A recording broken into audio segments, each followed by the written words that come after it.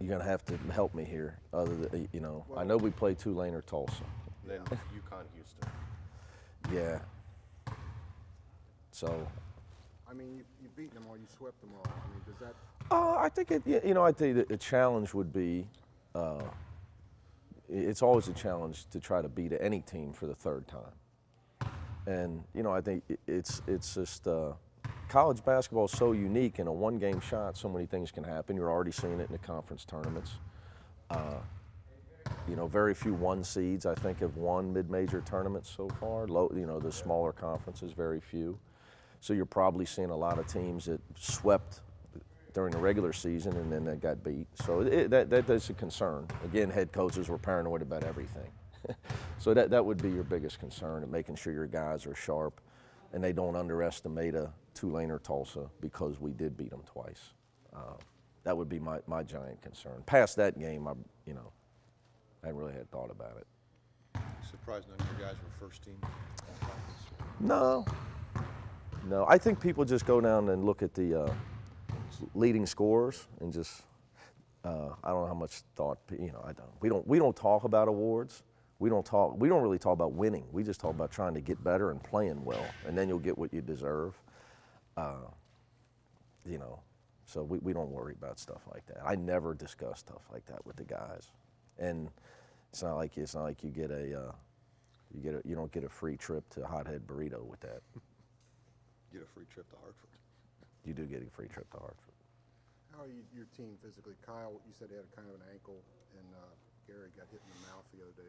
Gary got his nose smashed and his teeth almost knocked out. I did call our conference office. My concern how that wasn't a flagrant one foul at least. It was not a inadvertent accident. I think that my team's been targeted because of our ability to rebound the ball lately. There's a lot of stuff going on above the shoulders. In my experience with what happened at the Xavier game years back, when was that? 2011.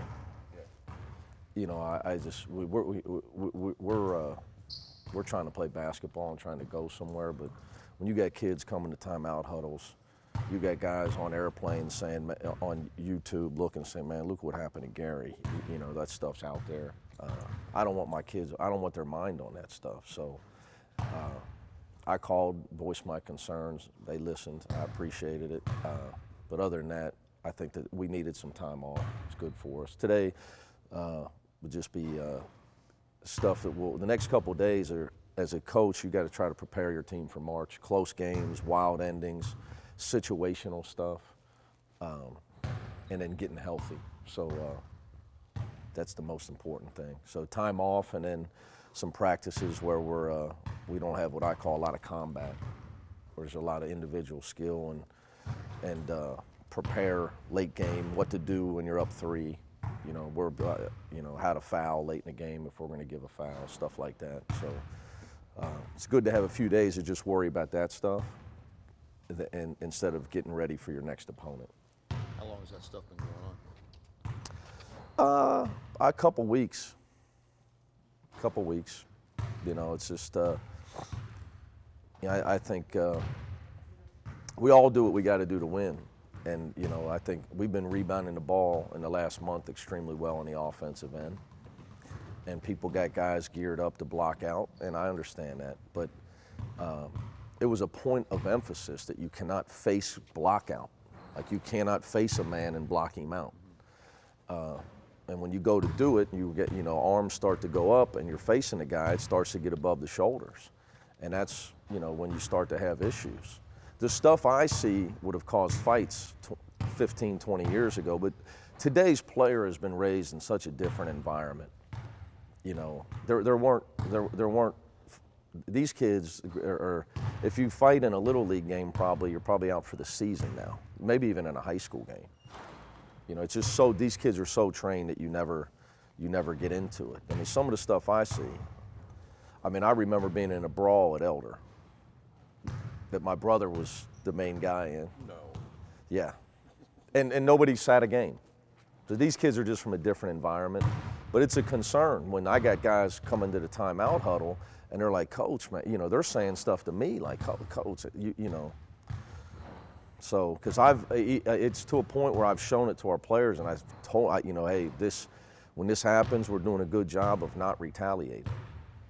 But you talked about attacking downhill more on offense a few weeks ago. And Yeah. The UCF game, not much there, but since then, some more. Is that a huge? Well, it's hard to go downhill on a guy 7'6" standing in front of the rim. But yeah, it's individually, I think I'm concerned. But the other thing about this week, just being able to focus on my team, like areas each player can get better. I think Jacob Evans needs to be much more aggressive playing downhill at the basket. It's something we worked on him with all in the offseason. I think I see him throw the ball back to Troy too much for Troy to go downhill to get him a shot where he's potentially a great player when he does that with his ability to handle the ball. He had a good basket in the first half doing it at UConn, but he's got to do more of it. The second half, we swung the ball to him a few times, and if he don't have a shot, he just throws. He's got to think, if I'm guarded, I'm going to press it and put a foul on the guy is what we try to teach. So just a lot of little stuff like that gives us some time to focus on areas where each kid can get better. But you know, I'm a big believer that you got to get fouled, and you're not going to get fouled if you just stand around the three-point line. Is Jaron's emerging as the best?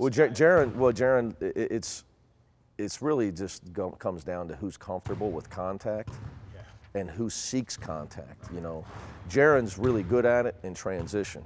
Trying to teach him in the half court, just he knows now the book on him is draw a charge. So, you know, how does he pick his spots when he goes? And then one thing that for his career is developing his middle game, his pull-up game, because teams are so geared up to draw the charge on him. And it just being, you know, the SK went through it, being an all-around player, a guy that can pull up and make the assist, pull up and make a shot. But the better teams you play are not going to let you stand there and just shoot it wide open.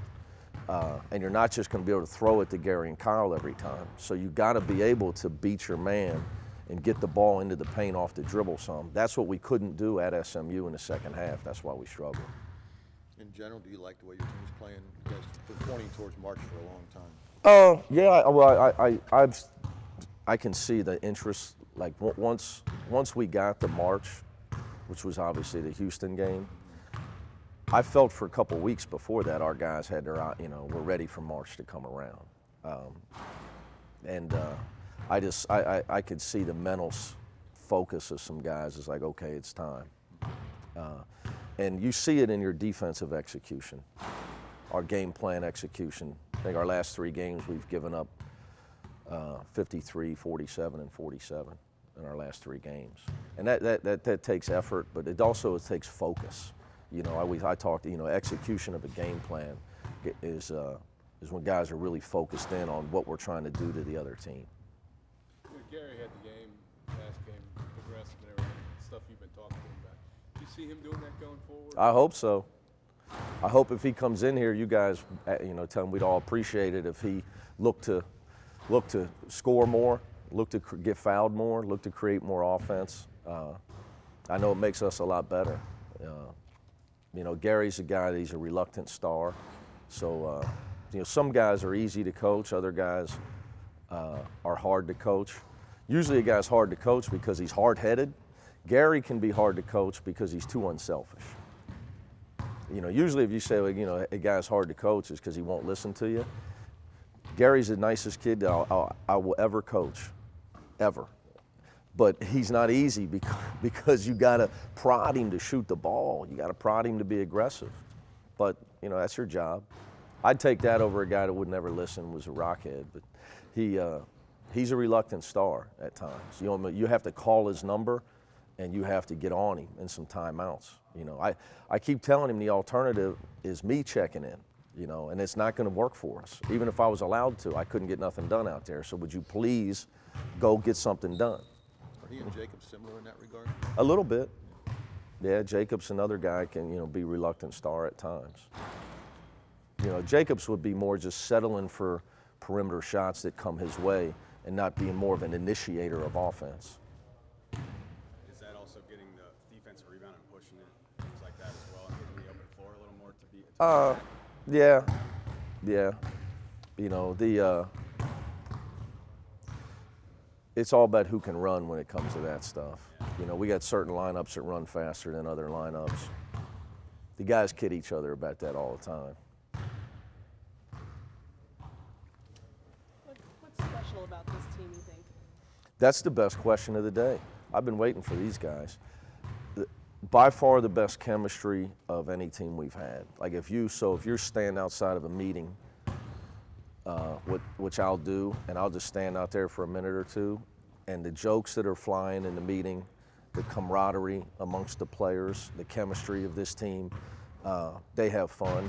I think that it's a huge thing in team sports, because there's, especially this day and age, there's so many people trying to pull your locker room apart from outside sources, you know, because everybody outside your locker room, 90% of the people have individual interest in what's going on your team.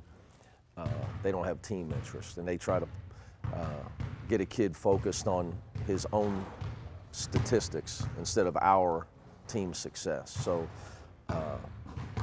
it's also made us, it's made it a great fun year for the coaching staff, a stress-free year with not ever having to deal with stuff, any chemistry issues at all. So by far, the attitude, the unselfishness, and the camaraderie of the guys on the team has been awesome this year. And I would say it's probably worth five wins, 5 more wins on the year. To follow up on that, with the Xavier game and the senior night, it seemed like the rest of the guys other than the seniors were trying to say, we can't lose, we got to win this game for Troy and Kevin and Tobes, that Xavier and then senior night.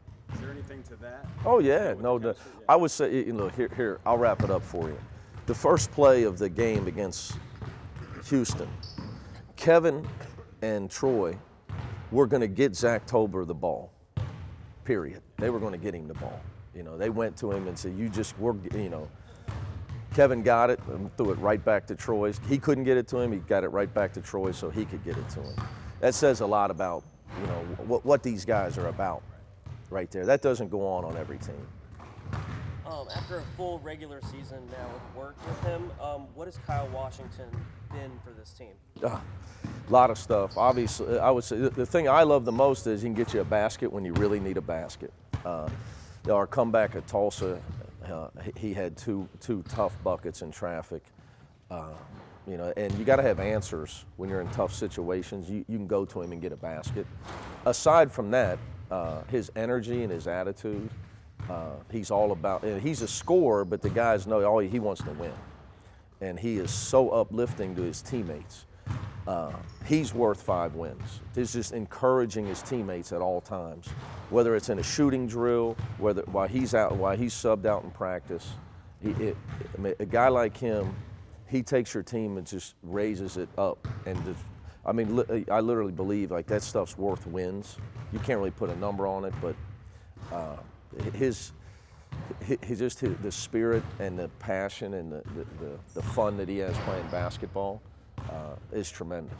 And then every guy doesn't have his energy level, but he brings you up. He's if he sees a teammate struggling, he's the first guy to talk to the guy and tell him something positive in any way. He's got tremendous character as a person. And if you could meet his parents, you'd understand. They're unbelievably great people. I mean, he's really, really lucky to have them. I mean, he's got awesome parents. Thanks, guys.